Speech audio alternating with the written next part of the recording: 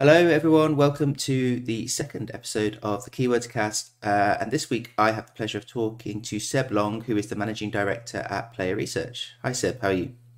Hi, James. Good morning. Thanks for having me on. It's great to be here. And I'll point out up front that if anybody has any questions for Seb off the back of this conversation, then just leave them in the comments, and we will get back to you. But Seb, if you can kick us off, please, just by introducing yourself and your team at Player Research. Yeah, of course. Thanks. So I'm Seb, as you mentioned. I'm the managing director of Player Research. We're a keyword studio, a fairly small team of around 20 people, based here in Brighton in the United Kingdom and in Montreal in Canada. And of course, we work in the games industry. Our specialism is to provide player data, player feedback, and to use player psychology to help video game teams make better games and better creative decisions throughout the development process. Okay. And I think everybody can go away and look at your website, obviously, to find out more off the back of this conversation. But one of the things that's mentioned on your website quite a lot is UX, this idea of UX. And not everybody watching this will come from a game design background or a research background. So, in very universal terms, what do you mean by UX? Yeah, great. Thank you. Good starting point. So UX is short for user experience, and it's a very broad term used both inside games and outside. At the highest level, it means the end experience of the user of our product or service, and that as a kind of mindset or a goal that as creatives or as product designers or people working in technology, we should be trying to create fantastic experiences for our end users in order that they'll become customers, they'll become fans, they'll become proponents of the thing that we're making, whether that's a game or a washing machine or a rocket or anything, keeping our end user in mind. For video games, where we're working, we would say we do user experience research. So in our case, we're doing research studies using lots of different research methods into that experience of the player. So whether they looking at their emotions, whether they're having a fun time, whether they're enjoying it, but also their behavior, whether they're doing the fun thing in the game, and really helping development studios keep that player experience, end user experience, in mind and in sight throughout the development process. Yeah, so a mixture of mindset, making sure that we're making the right good decisions to lead to a great experience, of process to do the things, to run the surveys and to run the studies that lead to those great decisions, and also a lot of knowledge about player psychology and good design and applying that to the design process, the development process. So yeah, high level term, user experience, but lots of different activities are sort of encapsulated by that term and that discipline that are really useful to video game development as well as just general product design. Okay. And for the record, the acronym for user experience should be UE, and you'll never convince me otherwise. But You've teased me about this before, and I was thinking about this, but yeah. So if you're buying a T-shirt and it's size extra large, you would say, oh, okay, that's XL. You wouldn't think about that, and so it's like extra experience, like there's something there. But yes, I fundamentally agree. okay, It probably okay. should be PX, like player experience, but anyway. Yeah, that's not a bad counter. Okay, but anyway, I mean, the user experience surely that encompasses pretty much every aspect of booting up a game and playing it. Absolutely. Yeah, Um, absolutely. so, are there certain aspects of that very big topic that you tend to zoom in on? Yeah, great question. So first of all, you're right. Uh, it really is the first time you hear of a game or see a game in some form. That's when the user experience starts. The player will start to make assumptions about whether that game is for them. They'll make some judgments about the quality of it. Does it look great? Have I heard of it before? Might my friends be playing? And so, although you have, let's say, designers have very little control over that very, very first impressions, certainly it should be a focus. And as the player, learns more about the game or maybe even decides to purchase it, there are things that the creative team or indeed game development business as a whole, they can have influences on that. Okay, what adverts are they seeing? What's the cover art? Is it presenting the best of the game? How do we describe the game in text? Even that very first impression is really useful. But you're also right in suggesting that there are areas that player research spends our time really zoomed in on. They're often associated with the riskiest parts of game development, ones that can really have a big influence on the experience or are really hard to get right. The first of those is tutorialization, or what we would call the FTUE, or the first time user experience, FTUE. Really, players' first impressions of a game are cast in the first moments that they play, the first few minutes of gameplay, especially if you're in the first couple of hours where they might be considering if they might get a refund on the game, or if they might deciding whether to recommend it to others or something, or to continue playing. And so a lot of player research's energy is focused on the first, let's say, couple of hours of play. It's also the time where the game has a lot to do. So the player's making their judgments, but the game also has a lot to teach the player about playing. The game wants to teach the core mechanics. It wants to communicate the narrative of the game. It wants to get the player hooked on the story or on the game loop, or understand their goals and what the player should be doing next. And so the player has a lot to think about in those first couple of hours, and the game has a lot to do in those first couple of hours. And so that's a lot of energy of player research is poured into that first period. It's very, laden with opportunity. But broadly speaking, there are risks and challenges, and making games is very difficult, as I think we'd all agree. And so there are parts of the whole game and the whole game development process that need more player research or less, depending on the genre and the audience and the platform and the specifics of the game we're making. So a lot of my time is spent working with development studios, listening to them, learning about what experience they want to deliver to the player, so that we can design research studies and a strategy to use player data, player psychology to keep that product on track. So just to bring this, to bring this into context, if I'm working on a game, what prompts me to, I'm just going to say pick up the phone, I'm sure that doesn't happen anymore, but reach out to your team, and then how do you then, how does the workflow go from there? Yeah, great question. So there's really sort of two tracks in. The first of those is what you described, a product feels it's like it's gone off track, or the team are, they're apprehensive about a particular design, or, maybe they've just finished their first pass on that first time user experience, and it's, they've got the whole game playable now, right from minute zero. There'll come a moment, a sort of inflection point where it feels like it's ready to play test. And so they'll pick up the phone to player research and say, hey, we're ready for that piece of research now. Could you run a play test for us, or a piece of research for us to help validate whether our designs are great or not? And so that's a whole tranche of our work. It's just, we might call that firefighting, or just being in a state of constant readiness to receive these game development teams, very diverse teams, that want to bring us their games for us to put in front of real players. Over time, development teams who've done this firefight, they've waited until they're absolutely perfectly ready and everybody's agreed that now is the time for research. There's always going to be a load of things that, oh, I wish we'd known that earlier. We just haven't got time to change that now. Or, hey, maybe this wasn't the right design, but there's no money left or no time left to make this big change. So we'll just have to leave that one by the wayside. Over time, as teams get more used to the idea of research and become more accustomed to having it as part of their development process, our involvement creeps in earlier and earlier. So they might come to us with a wireframe, an on-paper version of a design, rather than waiting for it to be implemented. That's really useful. So we would put that paper version in front of players instead.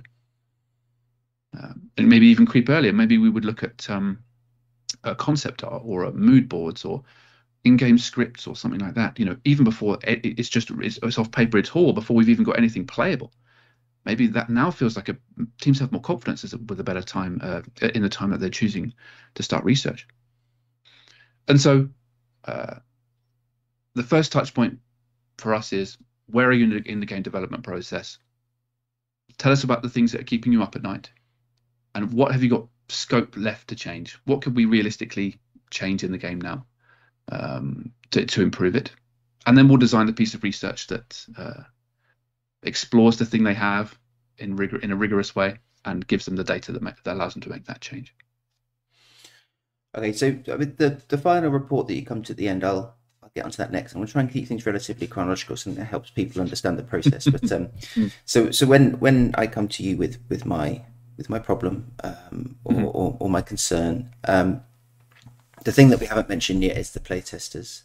So you then take that build or that piece of paper or whatever it is you have, and you put it in front of actual players, as you said. That's it. So who are these people? How do you source them? And do they need to be people of a certain profile? Yeah, great question. So yeah, you're right. Playtesting, or otherwise called user research, is one of the tenets of what we do. It's a research approach, right? Getting members of the general public to explore this game, to play this game, and we're going to capture data from that. We're going to watch what those players do. We're going to talk to those players about the experience they had. We might ask them to complete a survey. We might also capture analytics from the game, somehow capture data in the game itself about what the players have done. Maybe, how many times they died, or what was the cause of them losing a level. So this process called playtesting, it's a very broad term, but in its broadest term, it means getting members of the general public in front of a prototype video game and seeing how it performs compared to the goals we have for the experience. The testers themselves, the playtesters, they're almost always members of the general public. One of the values of player research is that we're running really rigorous research. Right? When we have our findings and we deliver this report to the teams, as you say, it's data that's generated by real people, real everyday people. It's unbiased by their proximity to the games industry. They're not armchair designers. They're real people that would otherwise be our customers and may well still be our customers in the future. That leads to really rigorous data that reflects the truth. But it also leads to really persuasive data that teams really believe in when they see it. When they see 5 or 10 people really struggle against a certain enemy in a way that they didn't anticipate, that's inspirational and persuasive to make change to the game. Go ahead. I was just going to follow on to that and say that when we talk about players being of a certain profile, so if that one struggling against a certain enemy, somebody that very rarely plays games is likely to struggle against an enemy, whereas obviously some players, we watch speedrunners and beating certain games under 10 minutes. So how do you balance that, like skill level or inherent skill level? Yeah, really great question. So the answer you've already given to some extent is balance. We really want to take control of that. Let's say we would call that a variable, where we would it's something that will definitely influence the test. So really, we just need to know it. First of all, we need to know how skilled are the playtesters we're bringing in. How maybe the bigger question is, how skilled should they be? And that will really depend on each individual game. I'll try and explain this a little better. Each game has a target audience. It can be really well defined, sometimes by get other games that they like, or the demographic somehow, the age or the gender of the individual, or the place where they live. Every game has a sort of silhouette of an idealized player. It's not to say that only those people will like the game, but when the designers imagine the person playing, that's the kind of they're working to those motivations of that person that they imagine in their head. So we take that silhouette of a person into account when we're finding playtesters. If you're making a game for let's say a famous film franchise, it's going to be the target demographic for that is likely to be someone that's already a fan of that particular film franchise. And so that's our sort of first guide for the kind of playtesters we want to find, is what's the shape of the idealized player for this game. But there's another tranche of variables, as you said, like skill, where we're thinking about what's the best person to test this game. Are they, for example, if we're looking at the learnability, the first couple of hours where the players can learn and understand the rules, the best person to test that game might be someone on the lower end of experience. Because if we can teach someone that's maybe never played a strategy game before how to play a strategy game with our tutorial, there's a good chance it's going to be a very, very effective tutorial for every kind of player. And so we take the target audience and we take this sort of idealized test audience, who is best to test the game at this time with the objectives we have. And between those two, we'll find the kind of profile of the players that we seek for each playtest. Because we're seeking members of the general public, we don't always we have to match up what we want with who there is, kind of thing, who is available, who signs up for each individual playtest. And so, there's a bit of a science in participant recruitment. And it's why we have dedicated participant recruiters, 3 of them actually, in our business to make sure that we're pouring energy into finding the right players, but also being able to source the right players from the general public all over the world. And we'll add as well, I'm pretty sure anybody watching this can apply, right, to be a playtester on your website? Absolutely, yeah. We're certainly looking to add more members of the general public into our tester database. We don't accept individuals that work in game development, but we're certainly keen for anybody else to sign themselves up and ready themselves to be perhaps part of a playtest with us in the future. Okay. And so then, this is a very simplified version of your process, I'm sure, but we've talked about the brief or the problem, and then we've gone into the playtesting phase, and then I guess the output at the end will be a report, or is that like one discrete document with your recommendations? Is it more of a dialogue that you have with the game makers, or? Yeah, it's a little bit of both. So there's almost always a report, so some kind of written output. It's more like a presentation than a report. Report makes it sound like very artificial and very wooden. It's more like a presentation, like a PowerPoint presentation or something like that. The idea is to quickly get from what happened in the research to what are we going to do about it, right? To shrink that gap as much as possible in communicating what happened forward to the development team. So the anatomy of a report, very typically, very generally, would be divided up into sections, usually the sections of the game that we're looking at. It might be the first time user experience, or the menus, or maybe the map, or bits of the game divided up. And then in each of those sections would be a prioritized list of issues, which is to say things that happened that we didn't think you meant to happen, or things players said that we didn't think you wanted them to say, or things that they felt that you didn't want them to feel. And those are prioritized. The highest priority things are obviously the things that had the most influence, negative influence over the player experience. They could be as extreme as, such and such a thing really didn't perform. Players didn't understand what they had to do in the game, right? There's some, the text of the tutorial disappeared too quickly, to give a very simple example.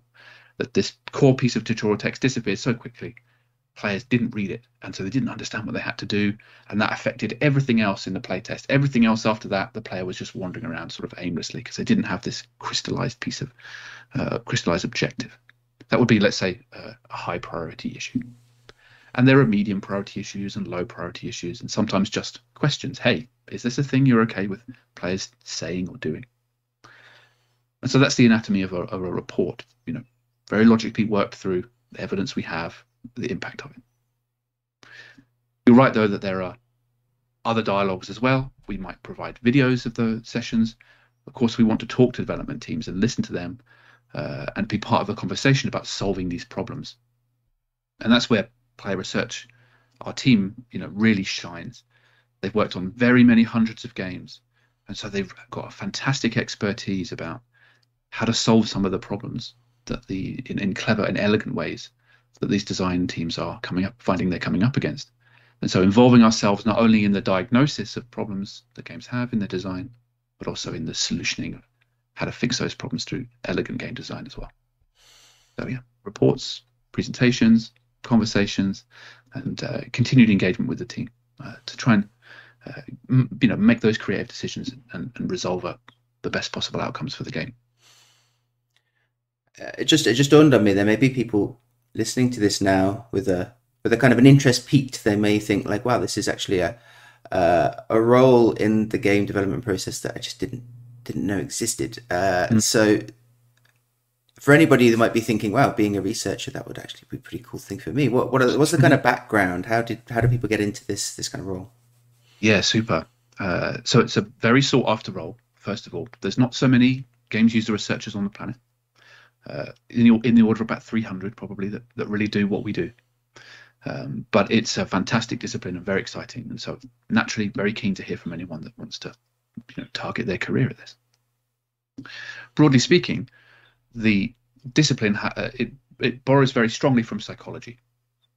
The research sessions that we're running, they have to be really rigorous. They have often traits and activities that will be very, very familiar to someone that's done a PhD or in general in almost any subject, but particularly in psychology, which has lots of crossover. And so about 50% or so of the people that do this job have some background in psychology, some academic background in psychology. There are other routes in as well.